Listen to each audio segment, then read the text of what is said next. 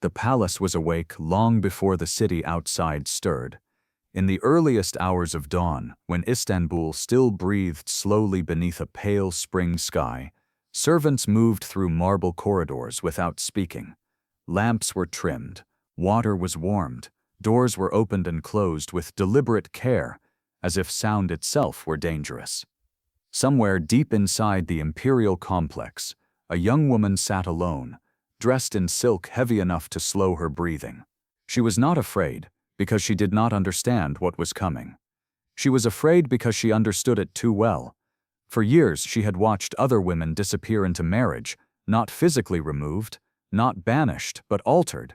Fear came not from imagination, but from watching what marriage did to those who went before. Their voices softened, their eyes lowered, their presence shrank. They returned to the palace briefly for ceremonies, smiling when required, silent when not. Whatever they had been before was gone. This was the moment she had been raised toward. The wedding night was not feared because of pain. It was feared because it marked the point of no return. Outside her chamber, the palace prepared for celebration. Courtyards were hung with banners, musicians rehearsed, courtiers gathered in bright fabrics, trading congratulations and political assurances. To them, the marriage was success, a bond sealed, a loyalty secured, a future stabilized. Inside, time slowed. The young woman had been awake for hours. Sleep had become impossible in the weeks leading up to this day. Every ritual completed, every instruction repeated, every silence enforced had carried her closer to this threshold. There was nothing left to delay, nothing left to negotiate. She did not cry out. Crying was useless here. She sat perfectly still, hands folded where she had been taught to place them, posture trained into her body so completely that it now felt unnatural to relax. Even alone, she could not move freely. Habit had replaced instinct. This stillness was not calm. It was containment. The walls around her were thick, layered with stone and fabric and history. They absorbed sound effortlessly.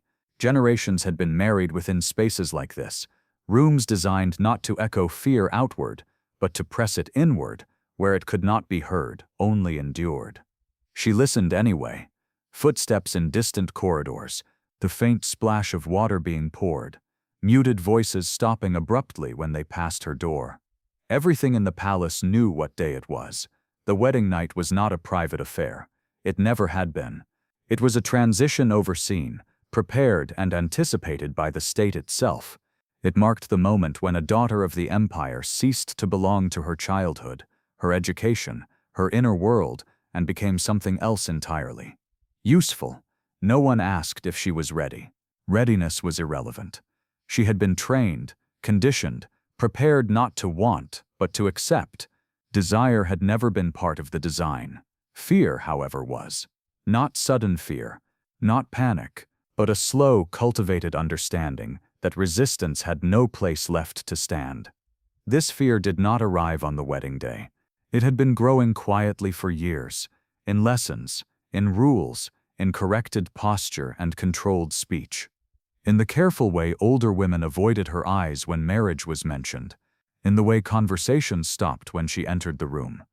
She had learned early that curiosity was dangerous, and questions even more so. The palace did not need chains. It did not need threats. It needed only time. As dawn stretched across the gardens, attendants finally entered her chamber. Their movements were efficient, practiced. They spoke softly, not to comfort her, but to maintain order. Each gesture had been performed countless times before, for countless brides. She was guided to her feet.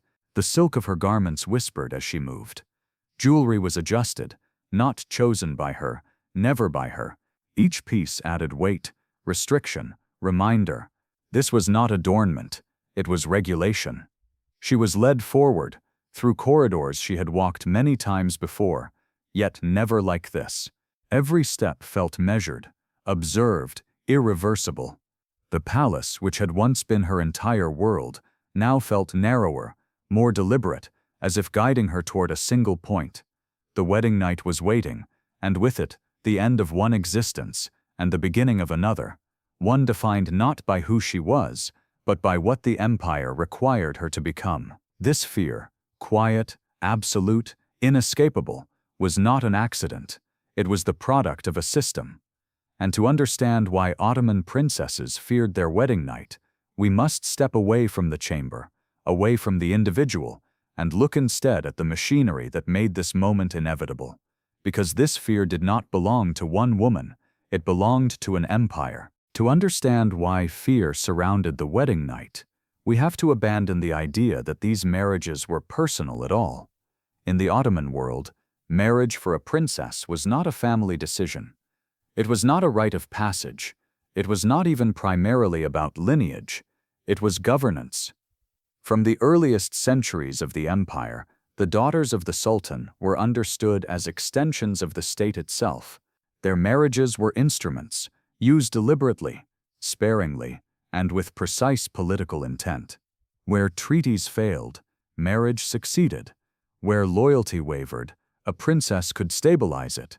A general could betray an oath. He could rebel against a promise. But to betray a marriage into the ruling house was to invite annihilation. This is why Ottoman princesses were not married off early, despite what modern assumptions might suggest. Delay was not protection. It was preparation. Concubines were paired young, trained quickly, moved through the system efficiently. Their value lay in fertility and favor. Princesses were different. They carried the weight of blood, symbolism, and consequence. Their marriages required patience, not for their benefit, but for the empire's timing. A princess was held back until the political moment demanded her. The delay sharpened fear. From childhood, these girls were made aware, subtly at first, then unmistakably, that marriage would come suddenly and without negotiation. There would be no gradual transition, no courtship, no familiarization. One day, instruction would simply replace childhood. The longer the wait, the heavier the anticipation. And anticipation was useful. Fear that arrives slowly has time to root itself. It teaches obedience long before force is required. By the time a princess reached marriageable age, resistance had already been trained out of her, not through violence, but through certainty. She knew this was inevitable. Ottoman marriage alliances were calculated with ruthless clarity. Princesses were given to men who had proven their value to the throne. Senior commanders, provincial governors, grand viziers. These men were often decades older, hardened by war and politics. The union was not meant to be equal. It was meant to bind. A man married to a sultan's daughter did not simply gain prestige. He gained surveillance. His loyalty was now personal. His failures were no longer just political. They were familial. Any betrayal would stain not only his name, but his household, his children, his future. The princess was the tether. For the empire, this was efficient, elegant even. No need for constant military oversight. No need for endless reaffirmations of loyalty. A marriage accomplished what armies sometimes could not. But efficiency has a cost. For the princess, this meant that her wedding night carried more weight than any battle oath. It marked the moment she ceased to be potential leverage and became active restraint. Her body, her presence, her silence were now tools embedded within another man's household. From that night forward, her life would serve as proof of his obedience. This is why fear was not something the system tried to eliminate. It was something it refined. Fear ensured compliance. Fear ensured stillness. Fear ensured that a princess would not imagine alternatives. The empire did not want daughters who dreamed of love or agency. It wanted daughters who understood function, who accepted that their private lives were not private at all, but extensions of statecraft. Marriage was not the reward at the end of training. It was the moment training became permanent. And once a princess crossed that threshold, there was no path back to herself, only forward into usefulness. This is why the wedding night loomed so large in the imagination of Ottoman princesses, not because it was unknown, but because it was final. It represented the closing of every door that had been quietly narrowed for years. But marriage alone could not guarantee obedience. For that, the system required something deeper, a method of shaping the mind itself, and that shaping began long before the bride ever reached the altar. the Ottoman court understood something that brute force never could. Pain creates memory, but routine creates identity. For princesses, obedience was not demanded suddenly. It was constructed carefully, day by day, through repetition so ordinary it became invisible. No chains were necessary. No threats needed to be spoken aloud. The work was done quietly. From early adolescence, the lives of imperial daughters narrowed. Not in obvious ways, their education remained refined, their surroundings luxurious, but in subtle ones. Choice was removed before it could be missed. Preference was redirected before it could harden into desire. Silence was the first lesson. Not enforced silence, not yet, but rewarded silence. The girl who spoke less was praised as dignified. The girl who observed instead of questioned was described as wise. Gradually, speech became something to ration. Words were learned as tools, not expressions. Say only what is required. Say nothing that invites correction. Over time, silence stopped feeling like loss and began to feel like safety. Ritual did the rest. Every day followed prescribed rhythms. Movements repeated. Gestures corrected. Posture refined again and again until the body complied automatically, without thought. Repetition erased hesitation. There was no dramatic breaking point, only the slow fading of resistance that had never been allowed to grow strong. The genius of the system was its patience. Punishment was rare. Correction was constant. A mistake did not bring anger. It brought instruction. Calm, precise, unavoidable. The same action performed again and again, until there was no longer an urge to do it differently. This was not cruelty as spectacle, it was control as habit. Identity, too, was reshaped carefully. A princess was never allowed to forget who she was, but she was taught what that identity meant. Not autonomy, not privilege, responsibility, representation, burden. She was reminded constantly that her behavior reflected the empire itself. Any deviation was not personal failure, but embarrassment to the throne. Over time, shame replaced will, self-policing replaced resistance. Isolation completed the process. Princesses were never imprisoned, but they were separated. Friends came and went. Trusted attendants rotated. Emotional constancy was avoided. Attachment created loyalty to people. The court wanted loyalty only to structure. Loneliness did not require guards. It required distance. Removed from peers, from unsupervised conversation, from any space where unmonitored thoughts could settle, a princess learned to turn inward, and inward was where fear could echo freely, unanswered. By the time marriage approached, obedience no longer needed enforcement. It lived inside her. She did not submit because she was weak. She submitted because every alternative had been quietly dismantled. This is why the wedding night did not arrive as a shock. It arrived as confirmation that everything she had been taught about stillness, about silence, about inevitability was true. The system had done its work, but not every woman inside the palace was shaped the same way. Some were trained to hope, others were trained to endure, and the difference between those two paths explains one of the cruelest contradictions of the Ottoman court. From the outside, the hierarchy of the Ottoman palace seemed obvious. Concubines were slaves. Princesses were daughters of the Sultan. One would assume protection flowed upward, that royal blood softened fate, while captivity hardened it. Inside the palace, the opposite was often true. Concubines entered the harem with nothing to lose. Their status was fixed at the bottom, but not sealed there. The system, harsh as it was, allowed for movement. Favor could elevate, motherhood could transform, intelligence, beauty, timing, any of these could shift a woman's position. Possibility existed. Concubines were trained to attract, to adapt, to survive within uncertainty. Their education emphasized responsiveness, music, conversation, presence. They learned to read power, not embody it. Their future was not guaranteed, but it was open-ended. Princesses lived inside a closed future. From birth, their trajectory was defined. They were not trained to rise, they were trained to be placed. Every lesson reinforced inevitability. There would be one marriage. It would be arranged. It would serve the state. There would be no alternative path. Royal blood did not grant freedom. It removed it. A concubine could fail and fade into obscurity. A princess could not. Her existence was too visible, too symbolic. Her body carried legitimacy.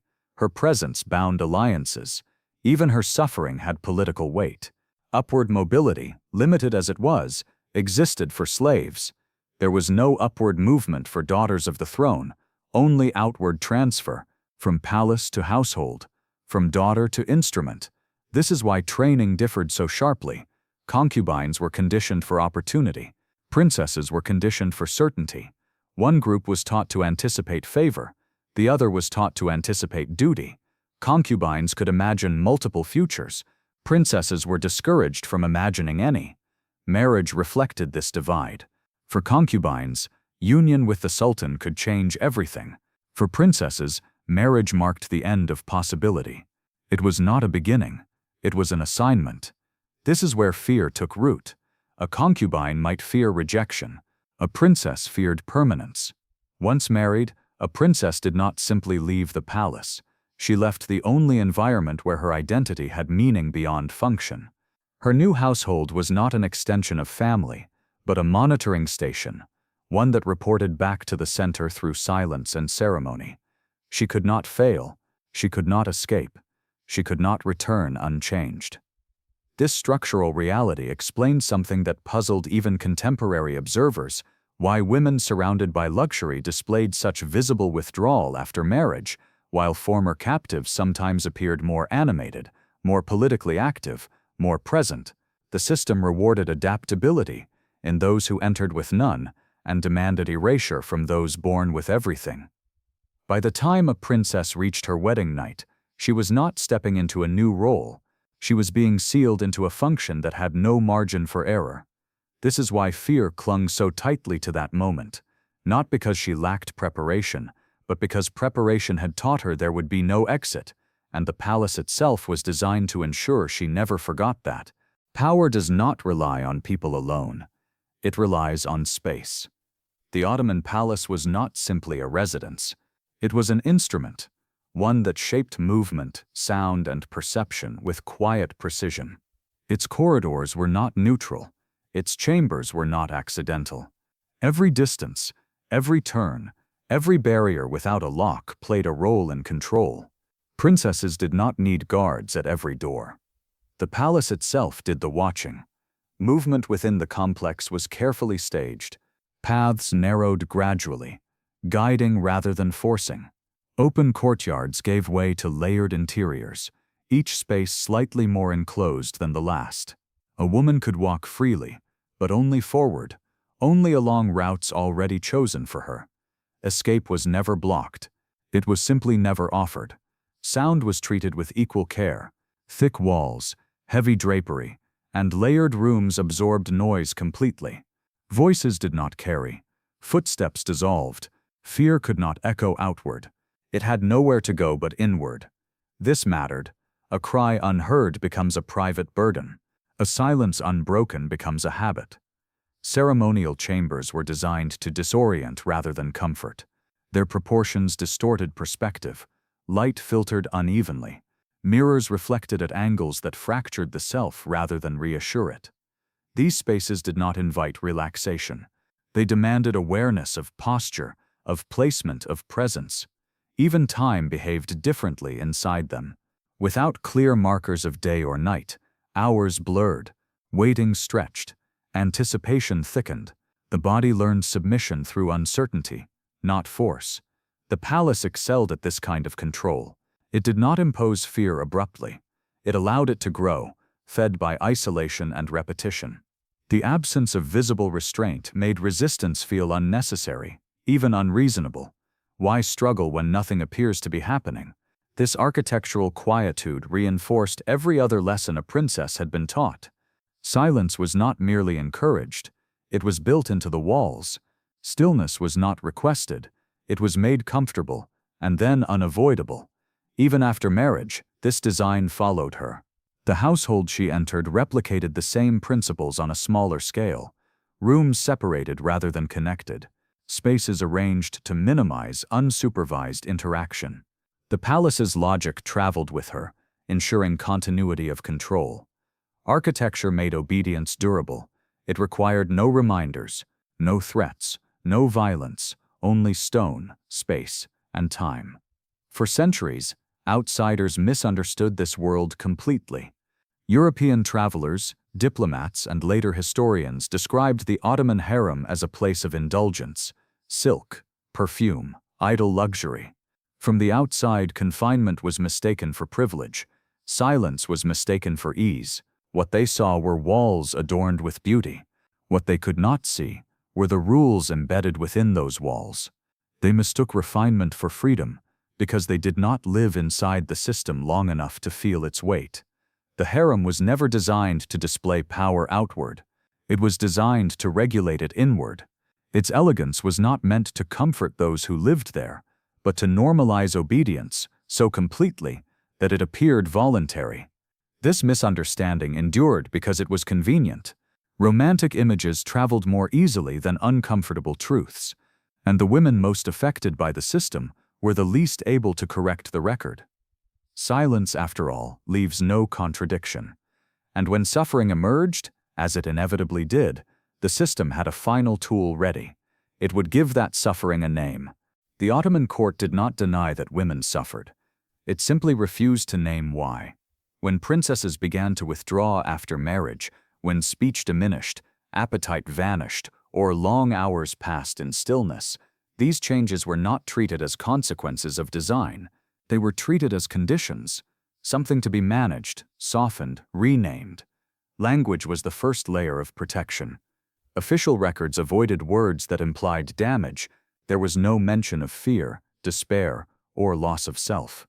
Instead, court physicians described melancholy, imbalance, sensitivity, or exhaustion, terms that suggested delicacy rather than harm. Suffering was reframed as temperament. This shift mattered. If distress was innate, then the system was innocent. If silence was a disposition, then obedience was natural. By turning trauma into diagnosis, responsibility dissolved into ritual care. Medical attention followed the same logic. Treatments focused on restoring composure, not autonomy. Herbal infusions to calm the nerves. Music prescribed to regulate mood. Controlled environments meant to stabilize rather than question. The goal was not recovery of the person who had existed before marriage, but functionality within the role assigned afterward. A princess who did not protest was considered cured.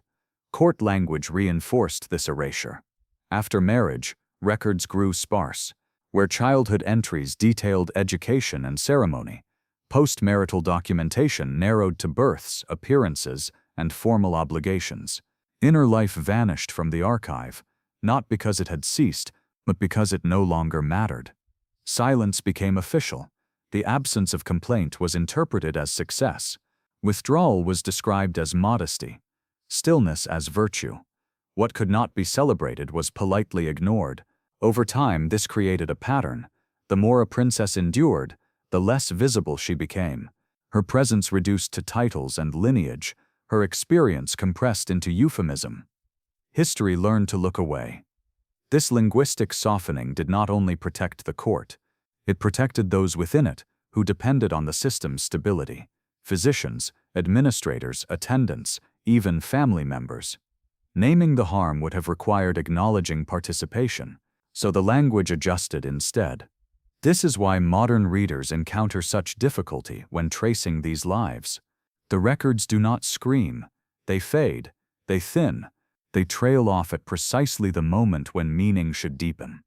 What remains is a gap, deliberate, structured, and telling, and when that same gap appears again and again, across decades and dynasties, it stops being coincidence. It becomes a pattern. Occasionally, a princess would return to the palace after her marriage. The visit was brief, ceremonial, observed. She stood where she had once moved freely. She spoke when spoken to. Her answers were short, her presence careful. Those who remembered her childhood noticed the difference immediately, not because something obvious was missing, but because something essential no longer reached the surface. After that visit, the records usually fall quiet, no further description, no commentary, only dates and obligations. It is as if the system acknowledged her existence, but no longer her interior life. She did not vanish from the empire. She vanished from attention. If the story ended with one frightened bride, it could be dismissed as tragedy. If it ended with a handful of damaged lives, it could be explained away as circumstance. But it did not end. Across decades, across reigns, across political climates that shifted from expansion to consolidation to decay, the same quiet traces appear again and again in palace records. Not in dramatic language, not in accusations, in absence. The daughters of the Sultan enter the archive with detail: education, ceremonies, tutors, accomplishments. Then marriage occurs, and the record thins. One surviving example appears in the records of Ayşe Sultan, a daughter of Sultan Murad III. As a child, court documents describe her education in detail, her tutors, her aptitude for poetry, her participation in palace ceremonies. Her presence is visible, remarked upon, carefully noted. After her marriage, the record changes. Her name continues to appear, but only in formal listings, childbirths, public appearances, donations made in her name. Observations disappear. Commentary vanishes. The language flattens. Nothing dramatic is recorded. There is no scandal, no illness, no explicit decline, only a narrowing, a silence where detail once existed. Ayşe Sultan did not disappear from the palace. She disappeared from description. And in that quiet shift, repeated across generations, we can see how the system preserved function while erasing interior life. Entries shorten, observations disappear, lives flatten into dates, births, formal appearances. The inner life vanishes at precisely the moment it should expand. This is not coincidence. Court physicians, writing generations apart, describe remarkably similar conditions using different names: nervous exhaustion, female melancholy, sensitivity of temperament, a tendency toward withdrawal. They appear so frequently that they cease to stand out. Normality forms. What repetition accomplishes is subtle. When something happens once, it alarms. When it happens often, it becomes expectation. By the 17th century, the withdrawal of princesses after marriage was no longer questioned. It was anticipated. Silence became tradition. Mothers who had endured the same passage prepared their daughters not with reassurance, but with restraint. Advisors spoke carefully, offering instruction instead of comfort. Attendants learned when to avert their eyes. No one needed to explain what would happen. Everyone already knew. What makes this pattern more chilling is its consistency across personality. Intelligent daughters, artistic daughters, devout daughters, indifferent daughters. The same narrowing followed marriage. Talent did not protect. Rank did not soften. Favor did not exempt. The system did not adapt to the individual. The individual was absorbed by the system. This repetition is why the fear surrounding the wedding night took on a life of its own. It was built on observation, on watching older sisters, cousins, aunts transform into quieter versions of themselves. Fear learned through witness is the hardest to unlearn, and once it is internalized, it requires no reinforcement. Each generation carried the memory forward without ever needing to speak it aloud. What the empire preserved was stability. What it lost was interior life. Yet even within a structure this complete, some women found ways, small, fragile, and easily missed, to resist. Not by defying power, but by refusing to give it everything. The Ottoman system left little room for open defiance. A princess could not flee. She could not protest publicly. She could not dismantle the structure that governed her life. But resistance does not always announce itself. Sometimes it survives in what is withheld. For some women, refusal took the form of withdrawal, not as collapse, but as boundary. Speech narrowed to necessity. Presence became minimal. Engagement faded. By giving the system only what it required and nothing more, they preserved fragments of themselves that could not be accessed or commanded. Stillness was safer than anger. Silence was safer than explanation. Others resisted through routine compliance, stripped of warmth. They fulfilled ceremonial duties precisely, without embellishment, without enthusiasm. In doing so, they met obligation while denying intimacy. The empire could claim obedience, but not devotion. This kind of resistance left no record, it produced no scandal, it offered no heroism, but it limited the system's reach. A few women redirected their inner lives entirely. When agency was impossible in the visible world, it was guarded privately, through memory, prayer, intellectual withdrawal, or emotional detachment. What could not be lived outward was carried inward, protected by invisibility. These were not victories, they were survivals. Occasionally, resistance surfaced in more tangible ways: refusals to remarry, prolonged illness that delayed political use, requests framed as piety rather than preference. These acts were rare and often temporary, but they reveal something important. The system was powerful but not total. Even in silence, choice persisted, limited, fragile, easily crushed, but real. And that quiet refusal carried forward, uncelebrated, into the next generation. Mothers who had learned restraint taught their daughters caution rather than obedience alone, not how to escape, but how to endure with less damage. This is the inheritance that does not appear in official histories. The empire recorded loyalty. It did not record what it could not extract, and in the space between compliance and disappearance, many women lived their entire lives. When we talk about fear, then, we are not only talking about what the system inflicted, we are also talking about what it failed to fully take. And that failure, small as it seems, matters, because it reminds us that power, no matter how refined, is never absolute. The fear that surrounded the wedding night was never about one moment. It was about what that moment represented. For the Ottoman Empire, marriage was not merely a social institution. It was an extension of governance, a mechanism that reached inward into the private lives of its own bloodline and reshaped them to serve stability. Power did not stop at borders or battlefields. It entered chambers. It structured intimacy. It decided what could be spoken and what must remain unacknowledged. This is the cost of proximity to absolute power. Empires are often imagined as distant forces, armies moving across maps, rulers issuing decrees from elevated thrones. But their most enduring control is exercised closer to home, on daughters, on households, on lives that cannot rebel without unraveling the entire structure they inhabit. The Ottoman court refined this control to an extraordinary degree. It did not rely on terror alone, it relied on anticipation, repetition, silence, and ceremony. Fear was not explosive, it was ambient, present in architecture, language, ritual, and expectation. And because it was ambient, it lasted. What makes this history difficult to confront is not its brutality, but its elegance. The system worked, alliances held, rebellions were limited, loyalty was maintained without constant violence. From the perspective of the state, this was success. From the perspective of those who lived inside it, the cost was interior. Lives narrowed, voices dimmed, possibility was exchanged for function. What survived was obedience, and what disappeared was difficult to name, even for those who lost it. This is why the records grow quiet. Silence is not always absence. Sometimes it is evidence.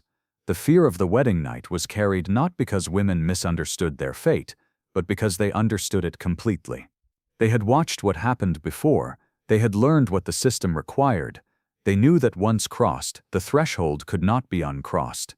In that knowledge lived fear, not sudden, not dramatic, but precise. And yet, even within this machinery, something remained unfinished. Power could regulate bodies, it could structure lives, it could enforce silence, but it could not fully erase memory.